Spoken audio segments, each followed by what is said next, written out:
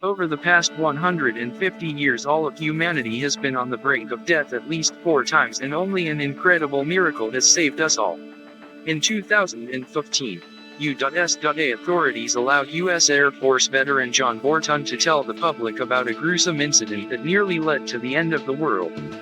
In 1962, during the Cuban Missile Crisis, it was October 28, when the U.S.A. military base on Okinawa Island, where Borton served, received orders to immediately launch an atomic attack on the USSR against China and Korea.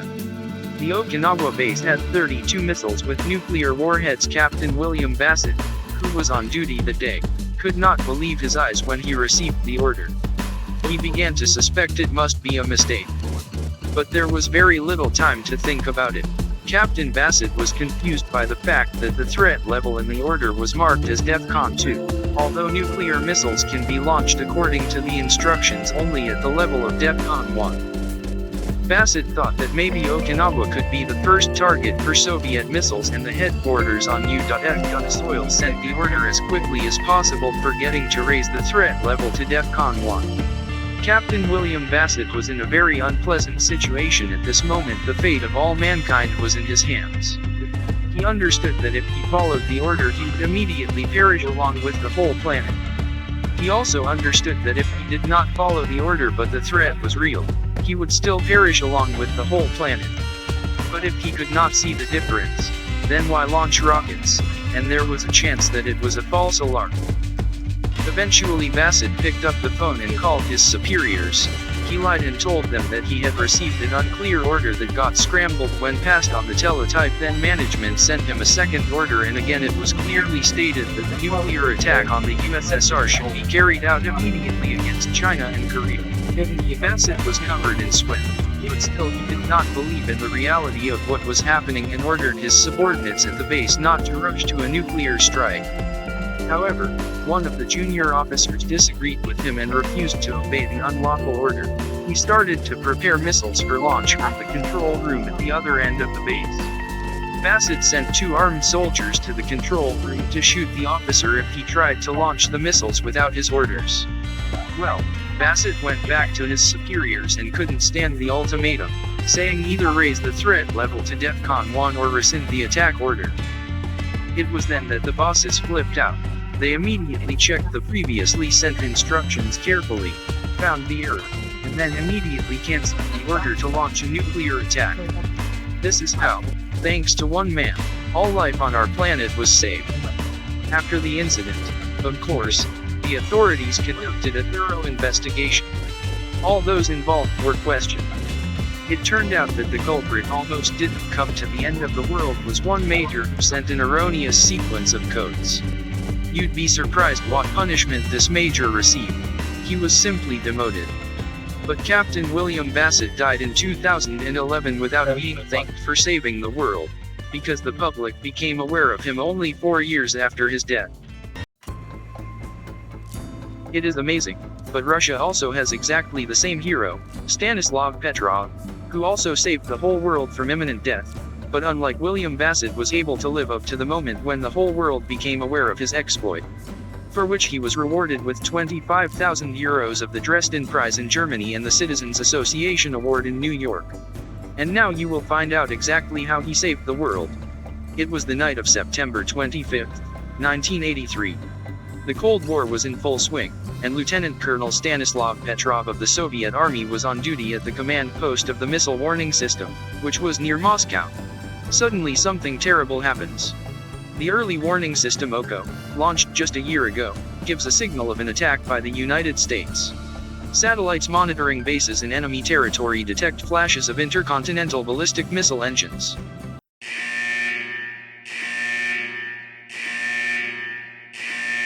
"131. The space system has signaled a go rocket. Repeat, go ballistic missile. U.S. West Coast Naval Base. Time to stir out 001503. All hands to your stations immediately. Second rocket fired. Repeat, second rocket fired."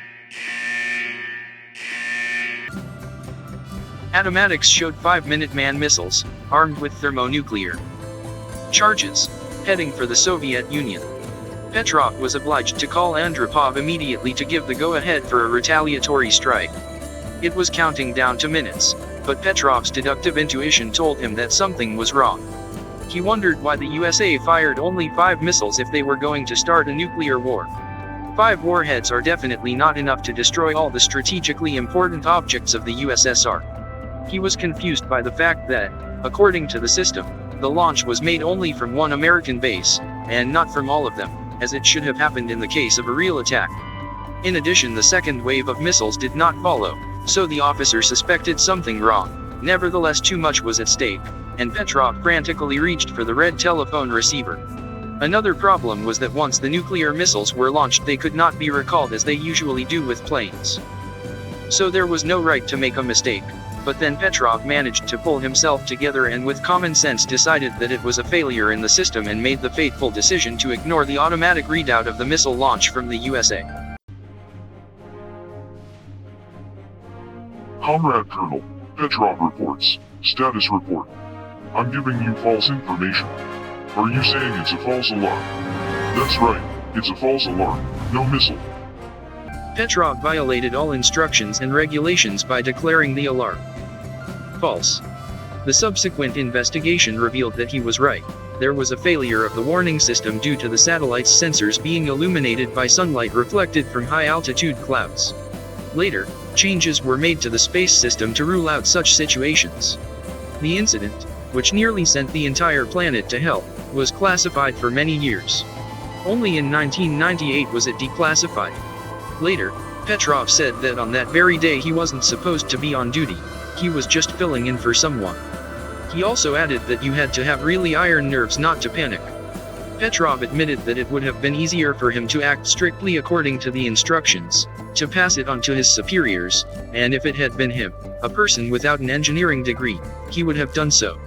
In 2006 in New York at the UN headquarters, Stanislav Petrov was awarded a special award of the International Public Organization of Associations of Citizens of the World. It is a crystal statuette of a hand holding a globe with an engraved inscription to the man who prevented a nuclear war.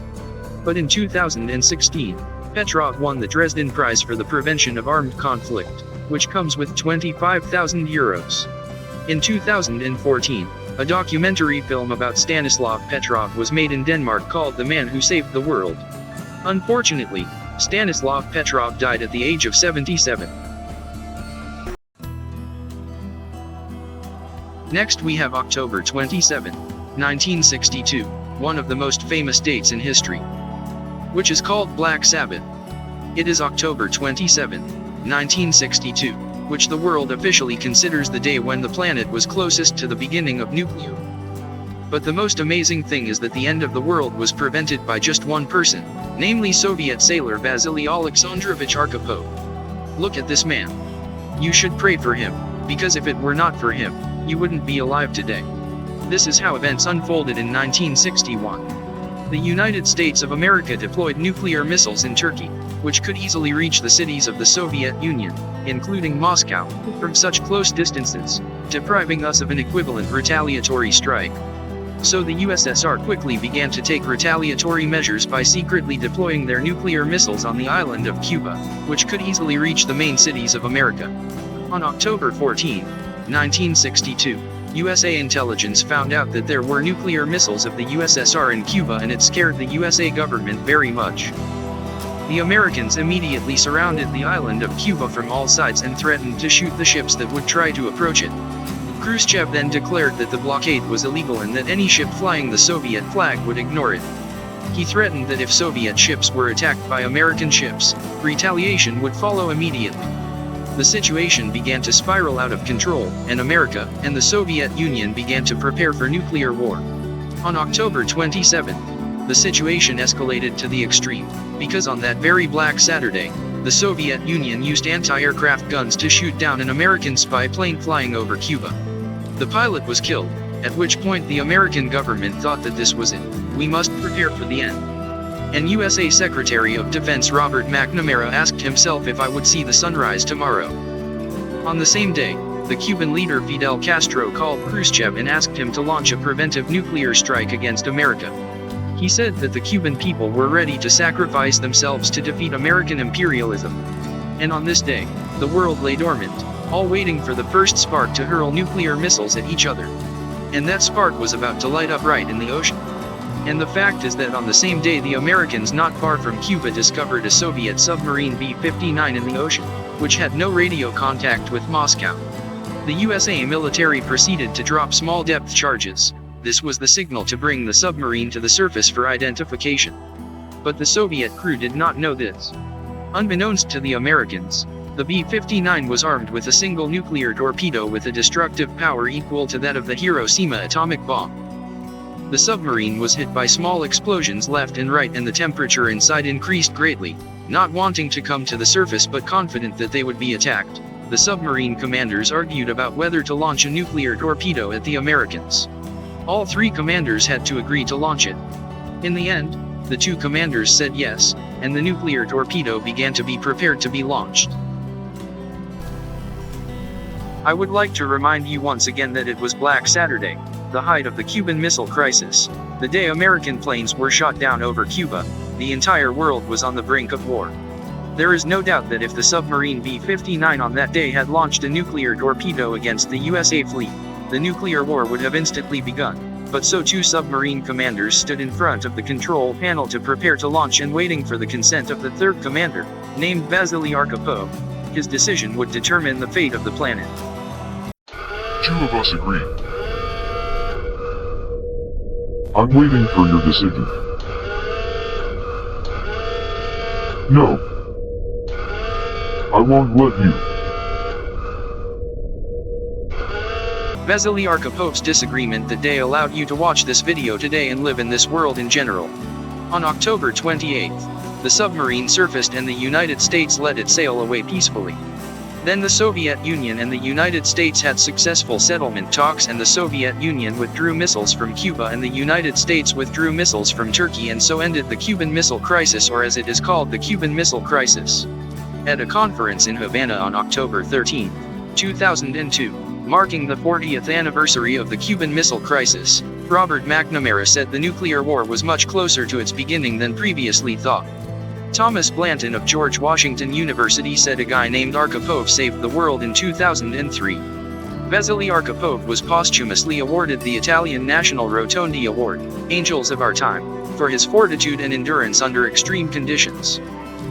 But in 2017, Arkhipov was posthumously awarded the prize, The Future of Life, with $50,000 attached to this award, which was given to his daughter and grandson. Now let's analyze something.